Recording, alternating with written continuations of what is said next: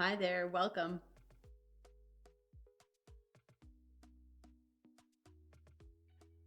Welcome back, people, and a huge welcome to my Thrival Tribe. If you haven't met me before, my name is Lexi Tommy, and this is my Thrival Guide. Every Thursday, I sit down and I talk to you about how to get your life together. It's a fun little channel on adulting, and it's going to help everything in your day-to-day go much smoother. So stay tuned today and subscribe below so I can keep coming back at you every Thursday. Hi there, how are you? I hope you are feeling super well today. I hope things are going great for you in your day, and I hope that people are checking in. But if I'm the first to check in with you today, that's great. I'm happy to be it, and I have some great little tips for you coming up.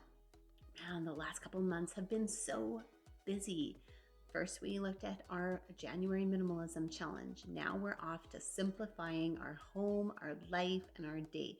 Last week, we simplified our wardrobe capsule. And if you have not seen those videos, go back and binge watch them. Simplifying your home is going to reduce the stress and anxiety in your life, even if your home is not minimized, even if you still have a lot of items. You'll get there, but having a simpler inventory to pull from is going to make all the difference. Today, we're going to talk about one of the big barriers that we all come across. It might be a barrier to moving forward, and that is decision fatigue. So few people know anything about decision fatigue, but it can be the demotivator of our daily existence. Let me tell you, it can affect every avenue of your life and your home and your work. Decision fatigue and burnout go hand in hand, so it is worth it to look at how to prevent it in the first place. Decision fatigue is something that we don't always recognize in our day-to-day life, but it can affect everything from our mood and our personal life, our personal home, and our work. And decision fatigue is actually a really super simple concept. You make so many little decisions a day. You have no idea how many decisions you're making as you're watching this video alone. And really, they're decisions you don't even know that you're making. Things like what to wear, what to pack for your lunch, how nutritious an item is that you're putting in your lunch. Decisions are all around you all the time. They dictate your entire day. There are, frankly, so many decisions that you deal with in the course of a day that you can burn out from making decisions at all. And that is literally what decision fatigue is all about. Some studies indicate that a person typically makes 35,000 decisions every day. Now, that's the average person. Isn't that amazing? 35,000 decisions. And I'm pretty sure it's the reason why watching TikTok actually completely exhausts me. Figuring out what's going on in the video, figuring out what song is playing, figuring out if the dancer is dancing to the song, to the rhythm, trying to figure out the punchline. Like, it exhausts me, and I could never figure out why, but it's probably decision fatigue. It's so many things that I'm evaluating about each one of these microscopic videos that spins me for a loop. I actually had to think about a very big decision, and that is avoiding all of those videos altogether. And I personally found that my decision fatigue exploded when I became a parent. It's probably the reason why parents are burnt out all the time. They're not just thinking about things for themselves. They're not just thinking about things for their spouse. They're not just thinking about keeping their home running and all of the different things that are required to do that. They're thinking about every little potential decision for today and the future for their child. And what could be more overwhelming than that? Did you ever feel like this? Did decisions become more important to you as you became a mommy? If they did, leave a comment below and let me know your experience. Here are some things that you can do to reduce that decision fatigue. Group like tasks together. Go ahead and ignore emails, messages, phone messages, texts. Not everything is going to be of the utmost importance. You can cover them at a specific time during the day, and you can cover all of them. If you're experiencing burnout, put something on your message manager, put an automatic text on, put a response to your email saying, I'm taking a break from electronics. If something is urgent, please contact, and then your husband. It's really important that you have some boundaries when it comes to electronic messaging. We get bombarded by messages every day, and they can cause extreme decision fatigue. Choosing to cover and address them all at one specific time with a hot cup of coffee or a nice tea or in a relaxed state can actually be 10,000 times more effective than trying to be interrupted throughout your day with them. Which plays into number 2. Focus on doing 1 to 2 tasks that make all the other tasks easier. For example, I decide to use my agenda. I choose to batch my tasks together, and I choose to go through my day in a specific and focused way so that I can still address everything that needs to be addressed, but in batches so that I don't burn myself out. In doing that, I'm pulling more on my muscle memory than on my ability to remember everything. Next, you're going to want to get yourself into an optimal state.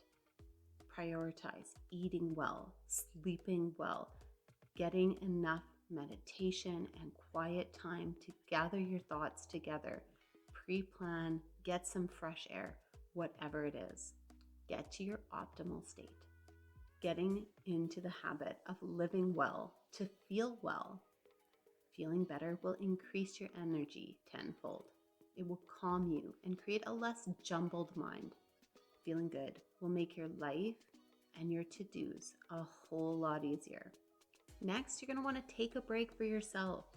Taking breaks is super important to reducing decision fatigue, anxiety, and stress. I know that we have all heard about the importance of self-care, but what happens if we actually listen, if we actually tune out everything and take just a moment for ourselves? I feel like we're recharging. I feel like we can get energy. I feel like we can get motivation and calm to continue through our day. Sit in silence, look out the window, have that hot cup of coffee if you want it, and just breathe.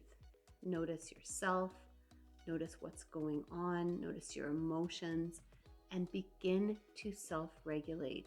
When we are busy all of the time, we forget to self-regulate. We don't necessarily know our feelings. We don't necessarily know that we're hitting triggers along the line. Take a second to calm, to breathe, to be, and to understand what your body is going through so that you can address those needs. Next, you're going to want to start tracking. Track your day. It can really help to get the worries of the day and energy out somewhere. Some people like to journal. I like to track my day in my emotions tracker on my planner. But you can really accomplish the same thing in so many different ways. You can journal, you can do apps, you can doodle, you can draw. Getting your emotions and what is going on in your day out on paper can really help. Life can be a lot sometimes, and it can really help to visualize that, to say, this day sucked because of this reason, or these 3 days sucked, because by understanding that something is distressing, you're also recognizing and acknowledging that something's up and you need to do something about it. That simple accountability and acknowledgement that something is going on can have a real effect on your ability, on your capability, on your mood, and your ability to keep going. If you're writing in your agenda that today and yesterday were hard days, it will be much easier to recognize that and understand you might just need to take it easy for the rest of the day. Next, let go of visual distractions. Like I mentioned before, I really like to detox from my phone from time to time.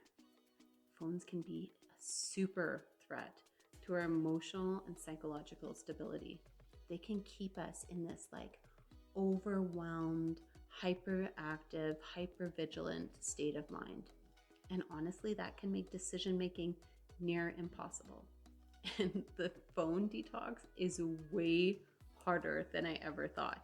It's something that triggers you to like be like, ooh, I wonder if the volleyball club got back to me, or ooh, I wonder if the teacher's trying to get a hold of me. That's why I got this baby. Having a little emergency text come across my wrist makes it easier to let the phone go. Super worth it exercise. I challenge you to do it too. But once you do it, I want you to document how you felt afterwards. I personally believe that phones are a massive contributor to the stress and anxiety and fear and hyperstimulation and depression levels and decision fatigue that we experience every day in our lives. Detox from it. It might just be the best thing you've done yet. Next, I want you to lessen your list with focus.